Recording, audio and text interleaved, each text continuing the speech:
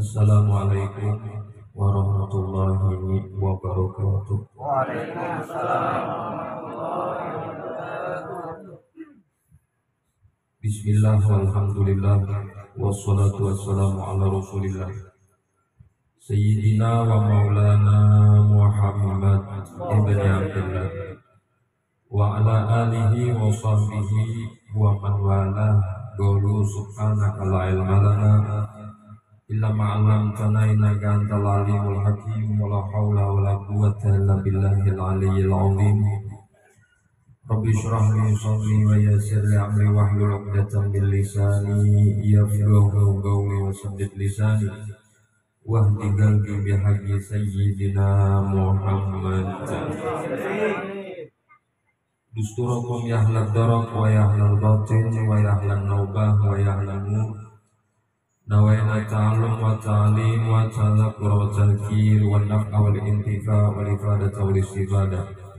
Al-hasala tamasuk bi kitabillah wa sunnati rasulih wa du'a ilal huda wa dalalata alal khair wa taba wajhillah wa mardatihi wa burbihi wa thabihi subhanahu wa ta'ala. Sama-sama kita muliakan dan kita hormati seluruh tokoh-tokoh agama, para asatidz, tokoh masyarakat, jamaah Maulid Al-Habsyi, dan seluruh hadirin hadirat rahimakumullah. Alhamdulillah, pada pagi yang penuh berkah ini kembali kita dikumpulkan dalam keadaan sehat walafiat dalam rangka majelis rutinitas haul Siti Khadijah, sekaligus bertepatan di bulan Dzulhijjah ini memperingati haul Syekh Muhammad bin Abdul Karim As-Samman Al-Madani atau yang dikenal dengan Syekh Saman Al-Madani. Sholawat dan salam senantiasa kita haturkan keharibaan junjungan kita Nabi besar Muhammad SAW beserta keluarga, para sahabat dan para pengikut mereka sampai hari kiamat nanti. Para hadirin hadirat rahimakumullah, berkenaan dengan manaqib atau riwayat hidup daripada Sayyidatuna Khadijah, mungkin diantara kita sudah ma'ruf dan maklum bahwa beliau ini adalah istri pertama Rasulullah dan istri yang paling dicintai Rasulullah, meskipun beliau sesudah wafatnya. Beliau dilahirkan 15 tahun sebelum lahirnya baginda Rasulullah SAW. Dan keturunan beliau ini adalah keturunan kaum Quraisy yang sangat dimuliakan dan dihormati. Sehingga ketika Nabi SAW mengawini dan menikahi Siti Khadijah, maka dengan itu Allah memberikan keringanan di dalam dakwah Nabi. Karena Siti Khadijah ini dikenal orang yang kaya raya dan pemurah. Kekayaan beliau itu meliputi 2/3 kekayaan para penghuni Mekah di saat itu. Jadi kesugihan Siti Khadijah ini bukan biasa-biasa saja ada, tapi memang jujur kayanya itu, sugihnya itu bujur sugih, kaya raya. Nah, yang menariknya kekayaan Siti Khadijah ini seluruhnya disumbangsikan dan dikontribusikan untuk perjuangan dakwah Rasulullah SAW. Sungguh pun Siti Khadijah itu kaya bersama Rasulullah. Di dalam sejarah tidak disebutkan bahwa kehidupan Rasulullah bersama Siti Khadijah itu kehidupan yang mewah, gemerlap dan berlimpah ruah tidak. Padahal Siti Khadijah ini orang suci. Meskinya kalau Siti itu orang suci, rumahnya harusnya ganal dong, rumah Rasulullah bersama Siti Khadijah. Kemudian makanan dan kecukupan sehari-hari Siti Khadijah bersama Rasulullah itu sudah barang tentu jua berlimpah ruah juga. Tapi faktanya disebutkan dalam sejarah untuk kepentingan pribadi Rasulullah bersama Siti Khadijah itu layaknya seperti orang yang sederhana saja. Jadi kemana kekayaan Siti Khadijah itu? Sudah kita sebutkan tadi bahwa kekayaannya disumbangsihkan untuk perjuangan dakwah Rasulullah Shallallahu Alaihi Wasallam. Nah, disinilah seandainya kita berandai-andai jasa Siti Khadijah itu umpamanya di duit saja, itu sudah cukup bagi kita bahwa tidak bisa tergantikan jasa Siti Khadijah dalam perjuangan Rasulullah. Seandainya cuma duit atau harta dunianya. Apalagi perjuangan Siti Khadijah bersama Rasulullah bukan hanya sebatas harta dunia. Jiwa, raga, waktu, tenaga, pikiran, semuanya disumbangkan untuk Rasulullah. Bahkan disebutkan ketika ditanyakan kepada Siti Khadijah, bagaimana perasaan dan keadaan engkau semenjak kawin dengan Muhammad? Maka beliau menjawab, tidak ada keinginan apapun sedikit pun pada diriku melainkan bagaimana aku bisa membahagiakan Muhammad ketika bersama. Ujar Siti Khadijah. Jadi sehingga memikirkan diri sendiri lagi. Nah, dipikirkan kayak apa Rasulullah ini supaya bahagia, kayak apa Rasulullah ini perjuangannya supaya bagus, lancar, dan dakwah Sidin berhasil. Itu aja yang dipikirkan oleh Siti Khadijah. Jadi kita ini berhutang jasa loh Siti Khadijah. Seandainya seluruh kekayaan kita saat ini kita habiskan yayasan agama, itu pun belum cukup menggantikan 1%-nya dari perjuangan jasa Siti Khadijah mendampingi Rasulullah kurang lebih 24 tahun. 1%-nya pun belum. Kenapa? Siti Khadijah perempuan pertama bersama Rasulullah. Siti Khadijah perempuan pertama yang beriman bersama Rasulullah. Dan Siti Khadijah perempuan pertama yang ikut sholat bersama Rasulullah. Orang yang pertama itu jasanya lebih harap daripada orang yang selanjutnya. Meskipun nominal orang yang pertama itu kalah dengan orang selanjutnya. Bahasanya kayak ini, ada tuan guru alim mulai merintis bersepeda pinjak, ada muridnya seekor. Itu nama lawannya kan. Lalu sudah jadi guru nih, masyhur apa segala macam. Banyak yang mendampingi nang sugi-sugi, nang berpangkat-pangkat. Nang sugi nang berpangkat ini kada komandan dini nang mengawanyakan nang bersepeda pinjak nih bahaya. Walaupun habis duit nang berpangkat nang sugi ini tadi, kasan guru ini tadi, tapi sudah berhasil. Kada kawan menggantikan nama ngawanyakan nang bersepeda pinjak bahaya itu. Nah inilah jasa Siti Khadijah. Apalagi memang faktanya kada ada juga kita kalau menandingi kekayaan Sidin dalam sumbangsih untuk agama. Jadi mau kita mengadakan haul Siti Khadijah umpamanya sebulan sekali, itu wajar-wajar aja, sah-sah aja. Besar-besaran kita setiap bulan mengadakan haul kasan Sidin, itu pun biar kita tadi belum cukup, masih 1%-nya membalas jasa mulia Sidin mendampingi perjuangan baginda Nabi Sallallahu Alaihi Wasallam. Tugas kita nih kada lebih, kita kada dituntut membalas jasa Siti Khadijah. Kita hanya diminta cintai Siti Khadijah, ulah Sidin senang, itu aja. Karena Nabi menyebutkan laqad ruziktu hubbaha fa ana uhibbu man yuhibbuha. Aku diberi Allah cinta kepada Khadijah, maka aku cinta kepada orang yang mencintainya. Tugas kita itu aja. Nang kayak apa kita kalau mencintai Siti Khadijah, sehingga berbalas kecintaan kita itu dicintai pula oleh Siti Khadijah, yang mengakibatkan kecintaan Siti Khadijah itu menarik simpati kecintaan Rasulullah untuk mencintai kita. Jangan susahkan dan sedihkan Siti Khadijah. Dengan apa? Memusuhi Siti Khadijah. Nah kayak apa memusuhi Siti Khadijah? Memusuhi garis-garis keturunan Siti Khadijah yang sudah dirintis dan diajarkan oleh ulama-ulama kita untuk mencintai mereka. Itu aja tugas kita, kada lebih daripada itu.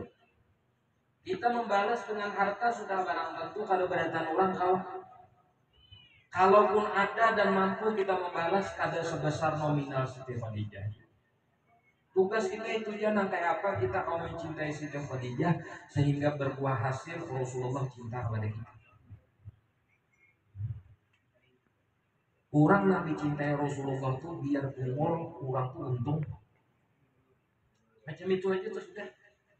Biar alim menurut Rasulullah kada cinta. Iblis tuh alim lah. Alim. Kayak apa kealiman iblis tuh? Orang dikisahin. Siapa aja kata kamu nandingi iblis tuh. Tapi pertanyaannya, iblis tuh dicintai Rasulullah kada? Disayangi Rasulullah kada? Lihat yang lain yang dicintai Rasulullah, kadang-kadang belum tentunya tuh alim, tapi dia dicintai oleh Rasul Shallallahu Alaihi Wasallam. Nah orang yang dicintai Rasulullah itu sudah barang tentu orang itu beruntung. Itu aja tugas kita sudah. Jangan mulai Rasulullah sedih, jangan mulai Rasulullah itu ada nyaman. Mun saat ini nih Rasulullah hidup sedih sih, melihat kita ini bertikai, berpecah belah segala macam, saling caci mencaci, maki memaki, tuduh menuduh, fitnah memfitnah segala macam. Yang asalnya tentram kita damai aja, saling kasih sayang, cinta mencintai. Datang kurang-kurang nang kada tahu napa-napa, kurang luar pulang. Mau tak atik rasa bakasih sayang di antara kita. Menurut Rasulullah detik ini hidup sangkal segitu sehari sedih. Sudah umpati ulama-ulama kita bahari ini, umpati nang bujur-bujur ulama kita nang sudah jelas kealimannya itu jelas, keramatnya jelas, meninggalnya pun meninggal husnul khotimah. Itu aja diumpati, siapa lagi mau ada itu nang diumpati? Kayak apa kita anak mengetahui orang tuh bujur, orang kada bujur, lihat di waktunya meninggal. Tuan guru fulan bin fulan, nah kayak apa waktu meninggal bagus mengucap dua kalimat syahadat. Pertanyaannya tak salah lah hubungannya itu. Amun tak salah ada mungkin itu sul khotimah, ada mungkin itu husnul khotimah, pastinya sul khotimah. Berarti itu bujur. Innamal umur bi khawatimnya kata Rasulullah. Perkara itu diukur kebenarannya, kebujurannya, keabsahannya, ukur kesudahannya. Bila kesudahannya itu husnul khotimah, berarti bujur gawian itu tadi. Lalu sana umat bermodel-model mencaci, memaki orang segala macam. Ini kita memasani aja tugas maka itu sudah dari guru-guru kita berdatang ditugaskan maka itu. Umpati jalan guru-guru kita aja yang sudah mendahului kita nang bujur-bujur tubuhannya tuh mati bakar amat. Sudah tuh ada lagi sudah. Jangan mengumpati nama model-model lagi. Walzam kitaballahi watba' sunnatan waqtab hadakallahu bil aslafi. Walzam kitaballahi watba' sunnatan, mengikuti bujur-bujur Al-Quran. Watba' sunnatan, umpati sunnah Nabi. Samampu kita. Waqtab hadakallahu bil aslafi, umpati gawian kurang-kurang bahari nang jelas-jelas bujur mati bakar amat meskipun kita ada sama kalian ribuan sidin-sidin itu. Itu aja sudah. Repot lah ini, bingung. Ini orang alim mau membuka kitab, bilanya bingung. Orang awam kan ada bisa membaca tulis Al-Quran lah kayak apa ngumpati siapa. Yang ini merasa bujur, yang ini merasa bujur, sudah kumpati orang-orang yang sudah berdahulu pada di kita, yang sudah teruji keilmuan dan kapasitasnya. Nah, siapa lagi nah anak ngumpati kan ngumpati dajjal kan? Kan itu tak.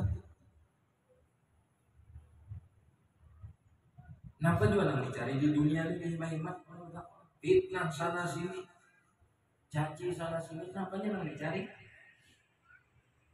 Supaya banyak isi anak buah. Hah? Supaya banyak isi duit. Berapa tahun di dunia ini? Berapa tahun? Ada kadang banyak kita isi pengikut lalu menjamin bahwa kita selamat karena di akhirat. Minta juga. Bahkan dipadahkan di Al-Quran, yauma la yanfa'u malu wala banun illa man atallaha biqalbin salim. Pada hari itu harta dan anak termasuk para pengikut tidak akan bermanfaat. Illa man atallaha biqalbin salim, kecuali orang yang membawa hati kepada Allah dalam keadaan selamat, itulah yang kena santosa di akhirat. Jadi kayak kita peringati kayak Syekh Salman ini 4 jelas sangat keilmuannya, dan termasuk daripada maha guru Syekh Muhammad Arsyad bin Abdillah Kalam Penal Banjar. Ini sudah ngumpatin apa lagi? Ngumpatin nambah model-model, maka ada karuan segala macam. Udah kelompok ini itu memusuhi guru fulan bin fulan, Habib fulan bin fulan. Apa? Ada apa ini? Kenapa?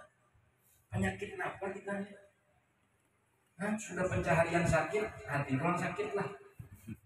Sudah tapi berduit, hati pulang sakit. Main-main sudah tapi berduit pencarian sakit, hati tetap damai. Itu dulu intinya. Ini sudah pencarian sakit, duit ngalih bercari, hati pulang rusak. Apa kabar maka itu ya Allah? Diulahkan sudah menagih supaya jadi acuan. Anak ngumpati siapa lagi kita? Nah, bila kada beres, oh ini kada sesuai dengan perguruan, ini kada pas dengan perilaku orang bahari, jangan ngumpati, sudah itu aja. Ini ada baju lah, banyak baju. Lalu ada baju itu pada rapi, jangan ditukari. Ada juga penasaran, sudah tahu rapi. Baju itu diulah asal menutup batang tubuh kita, khususnya menutup aurat. Kalau ada baju kurang berjual berapi-rapi, berarti ada sesuai formulasinya. Tujuan orang ulah baju supaya kalau menutupi kulit batang tubuh kita, aurat daripada sinar matahari ataupun hujan. Ada berapi-rapi baju ini tadi, berarti ada sesuai fungsinya, jangan ditukari. Amun sawat menukari jual nah ada pengertian kita itu waras kan ada orang tahu. Nah, itu aja tuh contohnya. Oh ini kan ada tasnya. Ya memang harus ada nah kayak itu. Berjual baju ada nama rabit bajunya. Ada nama buka aurat. Kasan mau uji kita jeli kah kada kita nih. Amun lurus-lurus jadi kita ibadatana bepadah mengumpati ulama, bepadah mengumpati tuan guru fulan bin fulan, amun kada ada ujiannya, kada kawan dibuktikan bahwa kita tuh bujur mengumpati. Nah di sini yang ujian di zaman fitnah wah ini zaman fitnah saat ini, ialah orang Islam kebingungan, orang awam kebingungan, kemana kita hendak berpingkut. Sudah barang tentu nata pakai kalian guru-guru bahari. Guru fulan bin fulan kayak gini kelakuan bahari, oh kada. Gurunya guru fulan bin fulan sama kelakuannya, maka orang lainnya oh kada. Berarti aku seperti ini aja, jelas sudah. As-sawadul a'dham namanya, mayoritas, apa mayoritas? Orang kampung di sini umpama kebiasaan bila hari raya kurban menyembelih. Ialah kebiasaan misal mulai ratusan tahun yang silam sudah. Lalu datang ada orang anyar masuk ke kampung sini, kita ampuihan mengembali, kita ganti dengan bermasakan aja, mau patilah itu ya. Pasti lu pikir dulu, mulai bahari datang mengembali. Pasti dipikirkan tuh kata aku membati orang dahulu aja nama mengembali daripada pemasakan. Itu contoh aja, apa itu sederhananya. Para hadirin hadirat rahimakumullah. Yang kedua kalinya hari ini juga kita memperingati Haul Syekh Muhammad bin Abdul Karim As-Saman Al-Madani, yang mana beliau ini disebutkan salah satu daripada maha gurunya Datu Palampayan. Palampayan itu banyak di situ, di antaranya Syekh Muhammad bin Abdul Karim As-Saman Al-Madani. Berdasarkan riwayat manaqib beliau ini domisilinya berdiamnya di Madinah, dan termasuk orang penting di masa itu yang memegang kunci pintu hadrat Rasul Sallallahu Alaihi Wasallam. Maka disebutkan pula siapa orang yang hendak ziarah ke kubur Rasulullah tanpa melewati perantara sidin, maka bisa dikatakan ziarah ke Rasulullah itu dianggap kada sah dan diterima, walaupun pada zahirnya sah hukumnya, namun pada hakikatnya kada sah. Kenapa? Karena nang tahu adab, tahu etika, tahu tata krama, bagaimana berziarah ke kubur Rasulullah nang pas itu Syekh Saman. Bahasanya patuah, nang kayak orang berziarah tenang dibaca apa, menghadapnya ke mana, doa nang dipanjatkan nang kayak apa, itu Syekh Saman nang tahu. Sebagaimana disebutkan oleh para ulama tentang pengertian siapa yang berziarah ke kubur Rasulullah namun tiada ia minta izin kepadanya, niscaya adalah ziarahnya itu sia-sia jikalau sah pada zahirnya sekalipun. Lalu ditafsirkan oleh ulama, nah itu tadi maksudnya. Dan disebutkan pula dalam manaqib Syekh Saman ini bahwa mulai sidin lagi halus, Syekh Saman ini sudah membiasakan diri menggawi gawian nang bujur-bujur benilai, sampai disebutkan kada guring Syekh Saman ini menggunakan bantal. Apabila diberi bantal oleh orang tuanya, maka keluh kesahlah ia seperti orang sakit. Nah itu tadi pada ini menunjukkan mulai lagi halus ini riyadhah, amal riyadhah, melatih nafsu, mujahadah, memerangi hawa nafsu. Sampai disebutkan bahwa beliau meninggalkan adab hingga melawani ia akan hawa nafsunya sekalipun itu halal. Nah orang wali itu nang halal yang ditinggalkan manakala halal ini bisa melalayakan.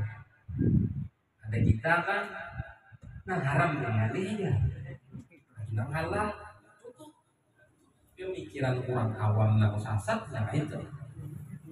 Ada sidin ini nang halal yang ditinggalkan sidin, manakala sekali lagi nang halal itu ditinggalkan manakala mengakibatkan kelalaian. Contohnya makan terlalu kenyang. Makan itu apa hukumnya? Mubah. Kenyang itu apa hukumnya? Mubah. Tapi bila terlalu kenyang menyebabkan lalai ya, lalu pengantukan, syahwat naik, rancak awisi. Ini menyebabkan lalai dan teledor terhadap waktu sehingga terbuang waktu dengan percuma. Nah ini ditinggalkan oleh mereka, bukan meninggalkan makannya, tapi meninggalkan sifat makan yang terlalu kenyang. Halal tak? Jadi diangkatlah derajat orang wali itu gara-gara meninggalkan sesuatu yang meskipun itu halal tapi mengakibatkan perkara-perkara yang merusak amal ibadah. Itu Syekh Muhammad bin Abdul Karim As-Saman Al-Madani. dan kawan-kawan rekan-rekan daripada Batu Kalampayan ini, Syekh Abdul Somad Palembang di antaranya, Syekh Abdul Wahab Bugis, Syekh Abdurrahman Misri Betawi, itu kawanan sidin waktu belajar lawan Syekh Salman, termasuk belajar ke guru sidin di Mesir, Syekh Sulaiman Kurdi kalau ada istilah itu perguruan. Nah, jadi orang-orang Bahari itu, nah ini jelas sanadnya jelas. Gurunya siapa, gurunya tuh siapa, guru-gurunya tuh siapa, jelas. Belajarnya tuh jelas. Ada juga orang tuh belajar lawan guru si A si B tapi gagal.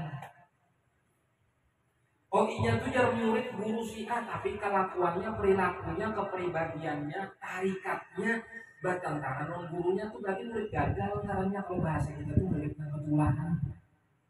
Ada lah kayak itu mah ada. Kain tahu gua tuh ada yang tambuk. Peribahasanya oh si ini coba guru nong guru fulan, si ini coba guru nong guru fulan. Tapi kan sesuai perilakunya lawan petua perguruannya. Berarti itu bahasa istilah orang kampung tuh pintarunya tambuk. Gurunya kan ada salah tapi muridnya ini nanti salah. Mungkin kata berbakat waktu belajar lawan perguruan, atau waktu belajar lawan perguruan itu mengiktiraf di hati, atau bila perguruan melajari hal guring aja bisa juga atulahan lawan perguruan. Karena syarat orang menggunakan ilmu itu 6 syaratnya. Di antara 6 itu wa irsyadu ustadzil Imam Syafi'i, petunjuk guru. Dan syarat orang yang belajar untuk guru itu harus sabar. Isbir ala murril jafa min muallim fa inna rusubal ilmi fi nafaratih. Sabarlah atas perilaku tidak baik dari seorang guru kepada engkau, karena rusaknya ilmu itu manakala engkau tersinggung lalu buka dari perguruan, itu rusak ilmu. Nah ini yang disebut lalu ada beberkat murid. Murid itu bila ada beberkat ilmunya boleh jadi di masyarakat kada dipakai atau dipakai juga tapi menyesatkan. Itu murid yang ada beberkat. Makanya kita berharap ilmu itu berberkat. Nabi melajari kita, Allahumma inna na'udzubika min ilmin la yanfa wa min qalbin la yakhsha. Ada sebagian riwayat menyebutkan wa min nafsin la tashbah wa min du'ain la yusma wa min ad'iyatin la yustajabu laha. Berlindung daripada ilmu yang kada bermanfaat, berlindung daripada nafsu yang kada pernah kanyang, berlindung daripada hati yang kada pernah khusyuk, berlindung daripada doa yang kada digobulkan, kada pernah didengar, berlindung daripada permintaan yang tidak diperkenankan oleh Allah. Dan kita syahid di sini, na'udzubika min ilmin la yanfa, berlindung daripada ilmu yang kada memberi manfaat. Maka bila ilmu kada memberi manfaat itu yang biasa kita dapati, satu, di masyarakat kada bergunanya. Dua, mengulah malapetaka di tengah masyarakat. Bila ini berfatwa, rusak masyarakat. Bila ini ulah pengajian, pasti mengulah kerusuhan. Bila ini berulah napa aja di masyarakat itu, walaupun baik acara napa, pasti ulah pertikaian. Itu contoh ada berakat, ada diterima di tengah masyarakat. Ada juga rata-rata yang orang nama itu dia pemulaan merintis di dusunnya, tapi kesudahannya baik-baik. Itu ujian, jadi kadang mulai pemulaan sampai akhir kayak itu aja bisanya. Di mana ini bapak pengajian, di situ ulah kerusuhan di masyarakat. Dipadahkan tuh ujian, ada bakat keuntungan ujiannya nih itu aja babnya. Nah, tuh hati-hati. Nah, makanya kita perlu nambah berkat, nambah manfaat itu tadi. Di antara syarat orang hendak berkat dan bermanfaat, bujur beradab, belajar perguruan, perguruannya pun juga sangat kesambung. Gurunya seterus sampai Rasul Shallallahu Alaihi Wasallam. Nah, itu tak kita membati. Disebutkan kembali di antara tabiat Syekh Saman ini, ia memuliakan ibu bapaknya. Dan sebenarnya orang wali itu kadang-kadang memuliakan ibu bapaknya. Seberatan memuliakan, bukan hanya sebatas menghormati. Orang menghormati belum tentu memuliakan. Artinya, tapi kalau memuliakan itu lebih daripada menghormati. Dan kadang-kadang sekali lagi orang wali dan orang sukses melainkan karena sebab ia memuliakan kedua orang tuanya. Entah orang tuanya sudah wafat, apakah lagi masih hidup. Cari akan aja manusia yang durhaka orang kuitan sukses hidupnya, walaupun orang kafir cariakan karena pasti binasa, pasti hancur walaupun orang kafir. Karena durhaka orang kuitan itu pasti kesalahannya di dunia sebelum di akhirat. Di dunia goblan asal. Silahkan baca riwayat hadis. Berbeda lawan kita misalnya berbuat zalim lawan orang, bisa kesalahan di kita, bisa dapat kisah kita, bisa di akhirat itu bisa ditunda supaya memberi kesempatan kesan bertobat. Tapi bila durhaka lawan kuitan di dunia dapat disegerakan, di akhirat lain pulang kisahnya. Nah, Syekh Saman ini memuliakan kedua orang tuanya, kedua ibu bapaknya. Lihat orang-orang wali, itu juga pada di Tarim Hadramaut itu ada seorang yang bernama Hamid bin Umar al-Hamid. Ini orang pernah ketika berziarah ke kubur Rasulullah dipanggil oleh Rasulullah namanya. Karena kita wajib meyakini yang demikian itu karena Rasulullah hayyun fi qabri, hidup di dalam kubur. Meskipun jasad terlihat wafat, tapi hakikatnya beliau hidup. Dalilnya wala tahsabanna alladziina qutilu fi sabilillahi amwatan bal ahya'un 'inda rabbihim yurzaqun. Wa hada, dan Rasulullah ini sayyidus syuhada, pemimpin penghulu orang-orang mati syahid. Kalau orang mati syahid saja hidup, apalagi Rasulullah. Dipanggil Hamid bin Umar al-Hamid ini. Kenapa Sidin mendapatkan keistimewaan dimuliakan oleh Rasulullah ini tadi?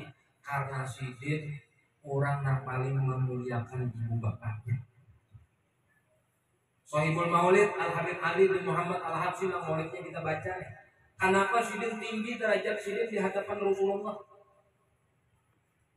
Yaqdah mendapat lawan Rasulullah di luar alam mimpi, artinya di alam jagat. Bahkan maulidnya sampai detik ini ratusan tahun sudah maulid ini masih dibaca dan terkesan nyaman bila dibaca, diterima di tengah halayak masyarakat barakat Rasulullah. Kenapa? Sebab karena Sidin sangat memuliakan ibu bapaknya. Bakti benar Sidin, khususnya kepada ibu Sidin. Nah, jadi orang-orang sukses itu berataan bakti logitan, biar tak jadi wali bakti logitan. Bukan memperbanyak amalan, perbanyak amalan itu bagus. Bilang paling jalan tol itu bakti logitan. Ya, anak sugih, kaya raya, bakti logitan minta doa. Hendak selamat, sentosa, aman daripada segala mara bahaya, ulah kuitan pian rito, muliakan kuitan pian, jadiakan kuitan kita tuh raja. Maka kita akan didudukakan di tengah halayak umat ini kayak raja. Nah, ini kuitan. Dan kita syahid di dalam manaqib Syekh Saman, Sidin memuliakan terhadap kedua orang tuanya kita. Nah, ini yang perlu kita hidupkan di tengah masyarakat kita. Jangan ada lagi kedurhakaan kuitan segala macam. Yalah, mengucap dan membentak kuitan lagi itu sudah termasuk kedurhakaan, apalagi sahabat memukuli. Segala macam, mau segala macam, ada menjumlah hukuk bil walidain, ini termasuk daripada kedurhakaan terhadap kedua orang tua. Apalagi sahabat memukuli kuitan, apalagi sahabat meracuni supaya lakas dapat warisan, makin lagi nih. Alhamdulillah min dzalik. Dan musibah-musibah malapetaka di tengah-tengah masyarakat kita itu diturunkan oleh Allah Ta'ala hampir kebanyakan gara-gara banyaknya anak-anak yang durhaka terhadap kedua orang tuanya. Apalagi karena di akhir zaman, di penghujung daripada hari kiamat, disebutkan oleh Nabi SAW dalam riwayat hadis, tanda-tanda hari kiamat itu antalidal amatu rabbataha. budak melahirkan petuanan. Ini sindiran disebutkan oleh para ulama, di antara tafsirnya merupakan sindiran daripada Nabi bahwa nanti di penghujung hari kiamat itu akan banyak terlahir anak-anak yang durhaka terhadap orang tuanya, yang mana anak-anak durhaka ini mendudukakan orang tuanya sebagaimana budak. Banyak kalau kita kayak itu sudah kawin mbak anak, nama pasangan baju seorang, bini seorang, maaflah kadang cawat seorang kuitan. Amun ada uzur tuh kok kurang lebih lah, ada uzur. Ada uzur tuh lah kayak ada duit, hendak akan membantu nukar mesin cuci segala macam, ini kada mampu aja. Nah ini mungkin yang dimaksud oleh Nabi, antalidan amatu robbataha, melahirkan budak-budak akan petuanannya. Artinya di akhir zaman, di penghujung zaman kaina, ya ini sudah masuk. Banyak terlahir anak-anak durhaka yang mendudukakan kuitannya dan kedua orang tuanya seperti budak atau pembantu. Dan kada sedikit juga di masyarakat kita, kuitan itu bila sudah kada mau digaduk, diandak di panti jompo. Coba panglah mengkuitan kita, rahatan kita lahir tuh andak ke panti asuhan. Kita nih andak ke panti asuhan, ada digaduk kuitan kita. Ganal kita tahu bahwa kuitan kita ini masih hidup, lalu diandak ke panti asuhan. Sarik kata kita, sarik banyak yang dendam. Tega artinya lawan anak, membuang anak segala macam-macam. Padahal ada sedikit juga anak tega kuitannya lalu sudah Tuhan. Nah, dianggap di panti jompo segala macam, meninggal karena ketahuan.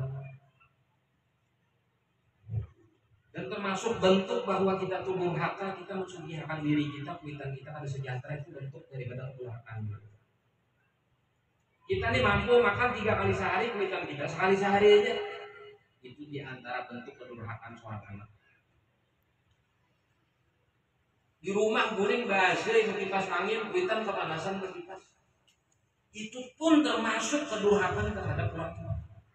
Apakah lagi kuitan sawat seminta, kemarakan aku di kipas angin di rumah kepanasan, seadanya aja gitu yang itu dia pakai sama kipas angin, karena pada belang-belang.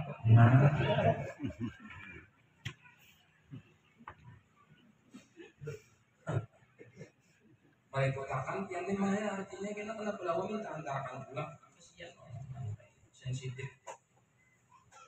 Tapi orang-orang yang kayak ini dasar asli kita bahagia. Bahagianya satu mat saja, main undang gitu. Jadi main undang. Permulaan bapak minta kita minta doakan supaya berhasil didoakan oleh kita. Tamu anak raja kawin, bulik ke kampung, datang kuitan lalu kada mampu ya, akui jajan mau ini. Mau itu kuitannya kenapa kan memang kada kuitan itu sudah meninggal. Nah, itu bukti itu didoakan oleh kuitannya. Kalau memang bujur ini tuh anak ulun, tutupnya beri azab. Kalau ini memang bujur kata anak ulun, ampuni perilaku dan dosa ini tadi dan berbuat kepada Allah. Ini bukti kalau Allah Taala. Ini undang itu ada di Islam masa itu Hindu aja itu yang namanya. Artinya apapun status Anda, apapun akidah Anda, setan lah. Kamu bisa kita wajib lakukan kita. Apalagi manusia. Apa ikan? Ayat. Ya, sampai kita badakan jalannya Fir'aun itu duduk bisi kuitan. Fir'aun yang wajib lakukan kita. Apalagi kita lakukan ada Fir'aun nih. Ya apa? Nah, itu. Nah, jadi sebetulnya intisari daripada manhaj ini bakti orang tua sama. Kalau ulun teliti daripada manhaj yang dikarang guru kita guru sekolah manhaj sama ulun baca ulun sampai habis dan hampir hafal ulun manhaj itu. Ulun teliti seberatan dan ulun garis bawahi bakti orang Tuhan ada dari kita lain. Namun amalan itu macam-macam. Memohon umat Islam Muhammad, Allahumma rahmatus Muhammad, Allahumma syukur umat Islam Muhammad, Allahumma jubur umat Islam Muhammad. 4 kali berturut-turut sesudah sholat subuh maka ia masuk di dalam jumlah martabat fadilah wali butuh.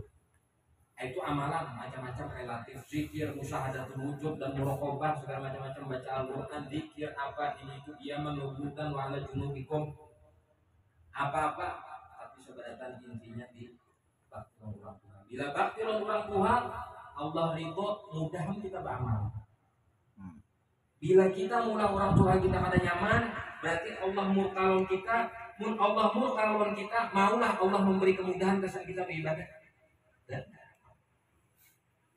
kita biar membaca sholawat aja 10 kali, tapi Allah ridho di kita lebih baik daripada membaca 10.000 kali, tapi Allah murkalon di kita. Kan apa gunanya membaca sholawat? Murid berancang-ancang sampai gue pecahan mic, tapi kita di rumah menangis, graung-graung, disakiti. Apa gunanya? Kan cium tangan habaib ulama bolak-balik sampai mencium batis sidin bahikmat hikmat buitan terbangkalai buitan sakit hati kan dari pohon di kita kan ada kegunaan yang cium bolak-balik tuh jangan cium tangan bolak-balik batis bolak-balik tuh tidak berguna. Jadi intinya yang perlu kita garis bawahi di sini albir dari walidain, kebaktian terhadap kedua orang. Ini yang menentukan orangku selamat dunia sampai akhir. Walaupun ini ahli maksiat, walaupun ini orang jahat, walaupun ini orang kada baik, walaupun ini orang maksiat, walaupun ini orang jahat, walaupun ini kada baik. Bila ini bakti longkuitan, pasti diberi hidayah dan petunjuk oleh Tuhannya. Itu janji Rasulullah, itu janji Rasulullah. Ridullah fi ridul walidain wa sukhullah fi sukhihima. Ridhonya Allah terletak pada ridhonya kedua orang tua. Murkanya Allah terletak pada murkanya kedua orang tua. Jika beribadah sampai berlubang kita, tapi maulah kuitan ini murka, Tuhan ditatap dalamnya kena jahat dia. Tapi jika membahagiakan kuitan, memuliakan kuitan, membuat kuitan ikam ridho, maka Tuhan ridho juga. Bila Tuhan ridho, Tuhan beras kasih, sayang lawan di seorang, maras diberinya petunjuk bila seorang sasar. Bila ada rezeki, diluasakannya rezeki. Bila ada pangkat, diangkatnya pangkat kita. Bila kurang alim, dialim makannya lagi. Bila ada bakaramat, dikeramatkannya. Gara-gara barakat menyenangkan orang tua kita yang sudah melahirkan kita di atas permukaan bumi kita. Itu bang, menurut pengetahuan kita lah kita membaca di mana aja sebenarnya. Tidak ada orang-orang yang sukses itu pada bakti kita. Urusan keamalan, keamaliyah, hadir majelis relatif. Ada orang yang bisa, ada orang yang tidak. Tapi urusan berbakti kita itu adalah orang-orang pilihan yang dipilih oleh Allah Subhanahu wa Ta'ala. Jadi beruntunglah anak-anak yang bakti orang kuitannya, membahagiakan kuitannya, ialah mengorbankan kebahagiaan dirinya demi kebahagiaan kuitannya. Luar biasa. Itu anak-anak yang penuh berkah. Auladun mubarakun, itu gelar. Anak tulah kawan mengorbankan dengan sukacita dan ikhlas kebahagiaan dirinya demi kebahagiaan kuitannya.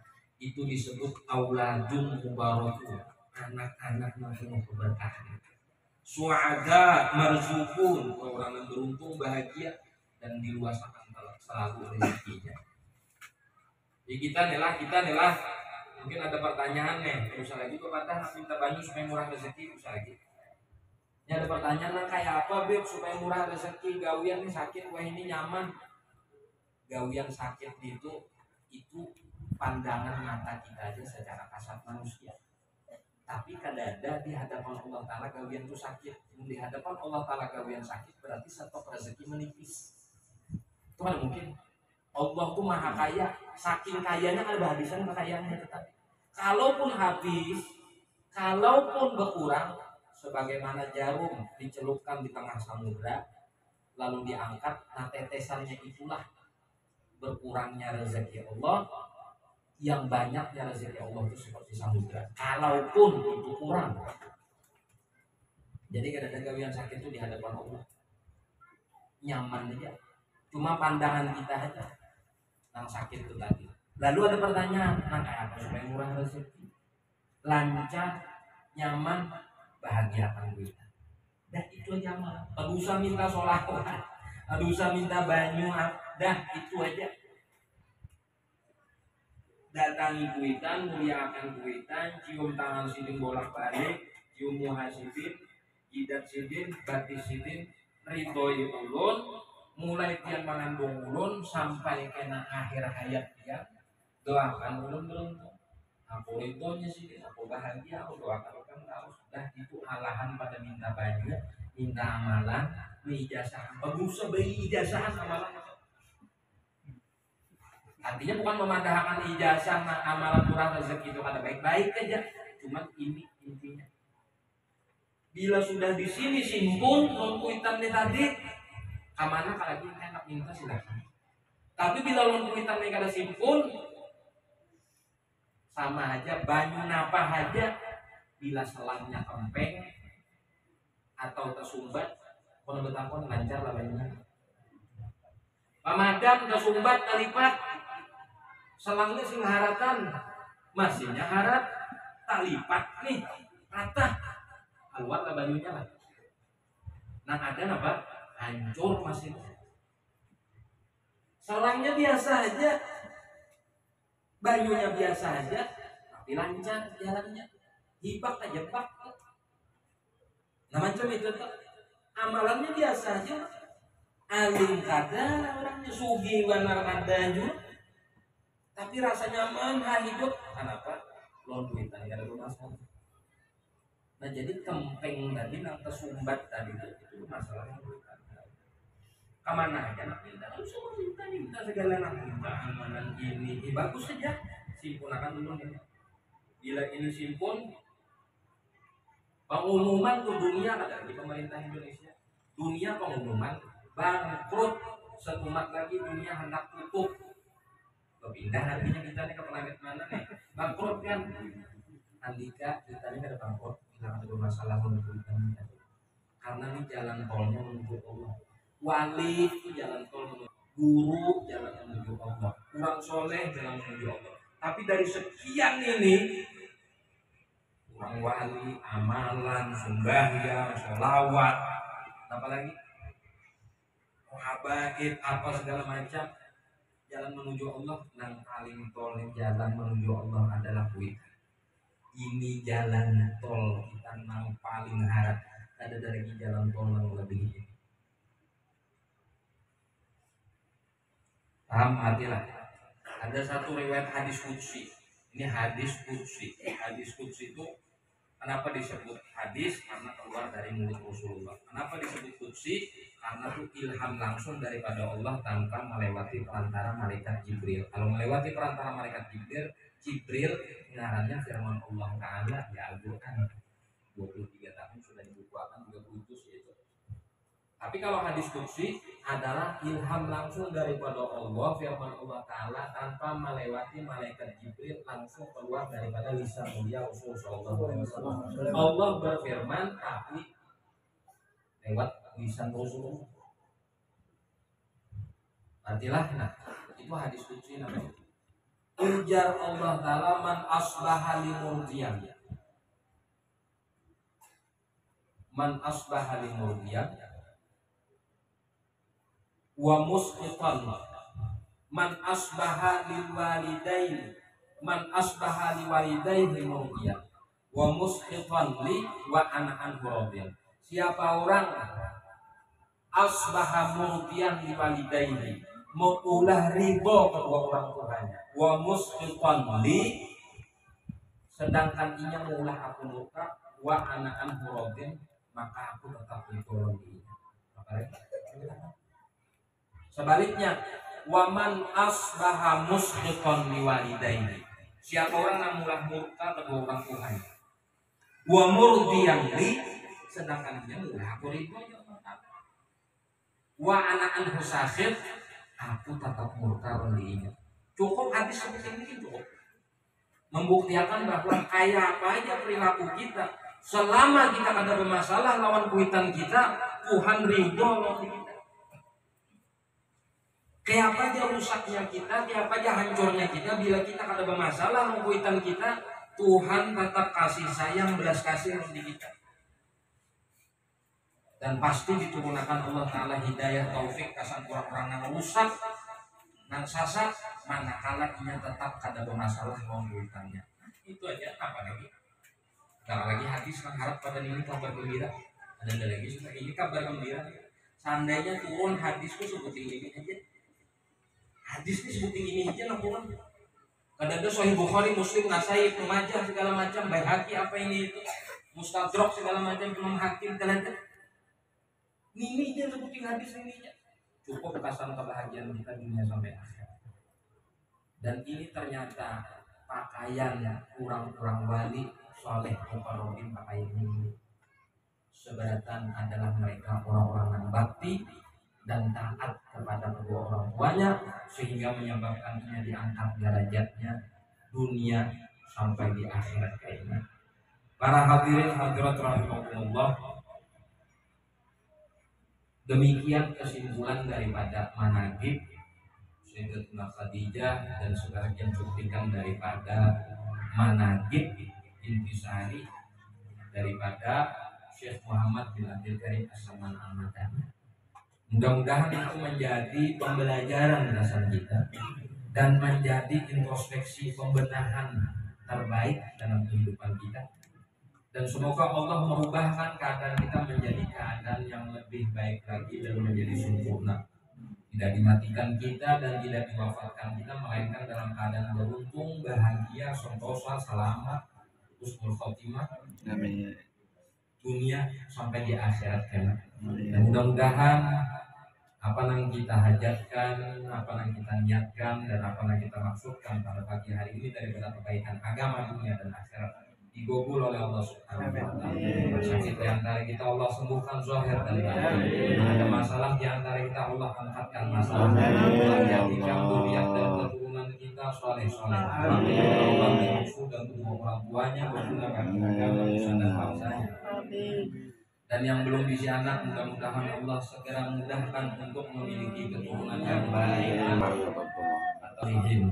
Dan yang belum memiliki jodoh, semoga Allah mudahkan jodoh, mendapatkan jodoh soleh dan solehah, dan senantiasa Allah memberikan kepada kita hidayah, taufik dan istiqamah sampai akhir hayat kita dalam keadaan husnul khatimah. Allah anugerahkan kepada kita kebaktian kepada kedua orang tua kita, tidak diwafatkan orang tua kita melainkan dalam keadaan bahagia, senang dan ridho kepada kita. Begitu pula sebaliknya kita dianugerahkan keturunan yang bakti pula kita. Dan mudah-mudahan perkumpulan kita ini menjadi sebab pandangan rahmatnya Allah dan pandangan kasih sayangnya Rasulullah SAW. Teristimewa pula kepada Sahibul Hajat dan menjadi perantara berkumpulnya kita pada pagi hari ini. Mudah-mudahan Allah gabulkan napa hajatnya. Mudah-mudahan Allah mudahkan segala urusannya. Allah luaskan rezekinya. Allah sehatkan badannya, zahir dan batin. Allah hukumkan segala keluarganya. Dan mudah-mudahan perkumpulan kita ini menjadi sebab berkumpulnya nanti kita bersama baginda Nabi Sallallahu Alaihi Wasallam di dalam surganya Allah Subhanahu Wa Taala. Amin ya Rabbal Alamin. Ala tilkan niyat wa ala hadhihi niyat kulli niyatin shalihah wa ala man nabi sallallahu alaihi wasallam. Fatihah. Bismillahirrahmanirrahim. Alhamdulillahirabbil alamin. Maliki yaumiddin. Iyyaka na'budu wa iyyaka nasta'in. Shiratal mustaqim. Shiratal ladzina an'amta 'alaihim ghairil maghdubi 'alaihim waladdallin. Bismillahirrahmanirrahim. Alhamdulillahirabbil alamin. Allahumma shalli ala sayyidina Muhammad wa ala alihi wa sahbihi ajmain.